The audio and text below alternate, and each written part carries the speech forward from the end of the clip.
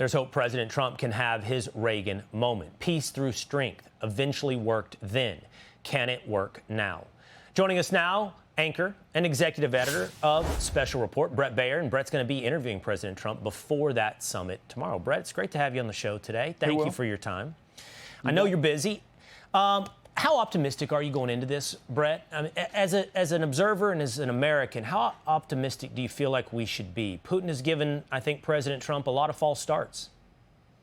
100%. And he's a guy that has a history of doing false starts. He's a former KGB officer. He's met with 5 different presidents 48 times. He's said a lot of things. He's promised a lot of things, but he hasn't delivered sometimes on a lot of things. So there is cautiousness, I hear, in the president's statements when he talks about this, President Trump. You referenced President Reagan. Back in 1986 and Reykjavik, when he met with Gorbachev, he walked away from that summit because they couldn't get to a conclusion. And it was, that walk away, one of the strongest moments of his presidency. There may be the need for President Trump to walk away from this if he decides that he doesn't see the progress. He doesn't see the possibility. But I tend to believe, and I had Condoleezza Rice on the show last night, former Secretary of State, who knows Putin very well. She said that Putin needs Trump more than Trump needs Putin. And I think that there's a lot of economic things swirling around here that may, in fact, lead to a ceasefire, or at least the promise of that in a second meeting. Yeah, peace is going to be ultimately, at least in the short term, unsatisfying for both parties at the negotiation table. Both will have to give something up.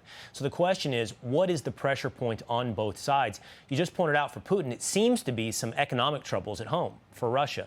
On Zelensky's side, there's this, Bret. There's a Gallup poll that shows the support of Ukrainian people for negotiated peace has gone way up from a couple of years ago, where 73% wanted to fight until the war was won. That is down to 24%. And the number of wanting a negotiated peace has gone up to 69% from only 22% 3 years ago. So there seems to be pressure on both Zelensky and Putin.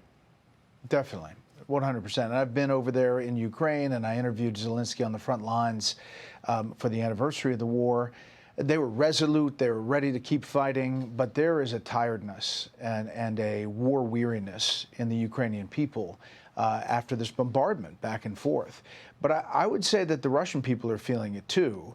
We just don't hear that much about it. I think that these sanctions on Russian oil, put 25% additional sanctions on India for buying Russian oil, and the threat that they could do that to China is a real game changer. And, you know, the economic levers that President Trump has are significant as they head into this meeting. All right. Well, we'll be watching you tomorrow. Bret, thank you so much for joining us today. Be a long day. And good luck on the interview. We'll be watching. Thank you. Right.